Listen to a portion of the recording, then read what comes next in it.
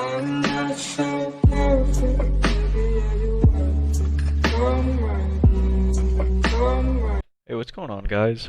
Today I have a set with Danny Boy. He has multiple Grandmaster accounts. He's a very good birdie player.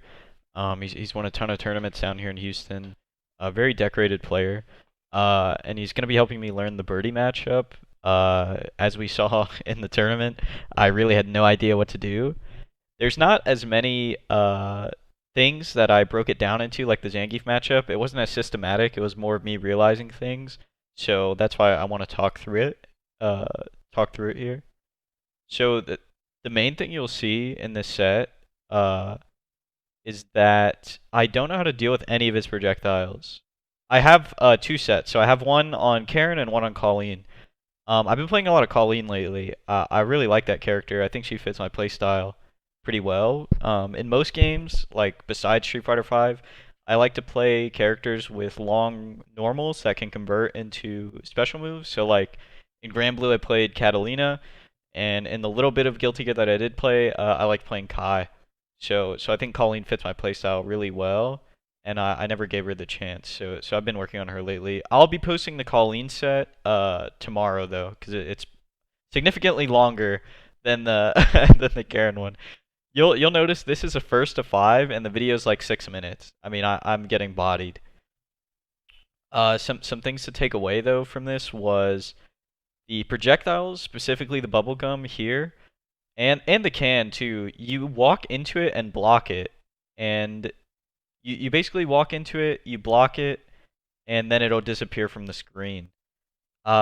This works because when you get hit by it, or when you block it, you're in block stun, so he can't command grab you. I didn't know that. I was afraid to walk up, block it, and get command grab.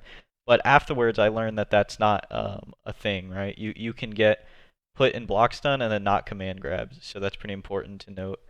I can't do the Rasenha, the heavy one that you usually do over fireballs with the bubble gum because it actually hits me out of the air. And that's what Danny Boy said. He said during against Karen, he uses the bubble gum for that specific reason. And then in the Colleen one, you'll see he uses the can, and you can walk up and block that one as well. I remember in the previous video, I talked about how I was scared to play against command grab characters. And Danny Boy was saying that if you just walk back against command grab characters more, it stops them. I mean, they can't grab you, right? Like they'll whiff the grab. So just something as simple as walking back a little bit. So walking forward and then walking back will stop them from just spam command grabbing you.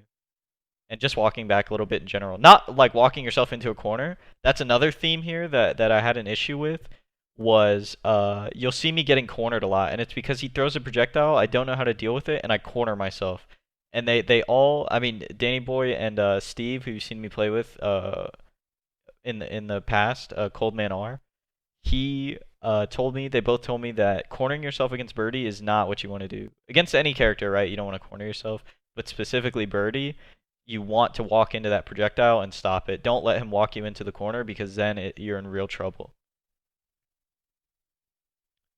And I also played a lot more aggressive this set too, which I think helped a lot. Than in the tournament, right? In the tournament, I kind of just let that guy do whatever he wanted. Here, I'm sort of pressing a lot of more buttons. There, I grab him out of, I don't know what that was. There, the chain. I don't know if I didn't know if that was negative or not. I assumed it was, but I didn't even try and punish. I should have tried to punish that just to see. Bullhead, the frame on the bullhead right there is confusing.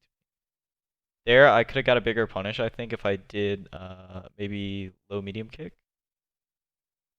And there I get baited into pressing. Here's the bubble gum again. I don't know what to do. I jump into it, and then he just turns around and heavy punches me. Like I said, this set is a first to five, and it is quite short. I mean, it's only 10 minutes. I thought it was 6 minutes, but it's very short. I really have no idea how to deal with a lot of the stuff that this character does. Before this, right? I didn't even know about this playstyle of, using the bubble gum a lot more, using projectiles a lot more, until I played this here. So if I have to sum it up in a few notes, I would say what I learned was walk into the projectiles to stop them from cornering you. If you block them, you're going to be in block stun, so you can't get command grabbed.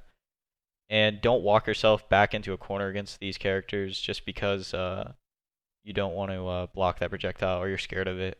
Also, you'll notice throughout the set that uh, I still walk under him even though he crosses me up a bunch of times because I did not realize that that move where he like jumps and then he lays flat like horizontally is a cross up.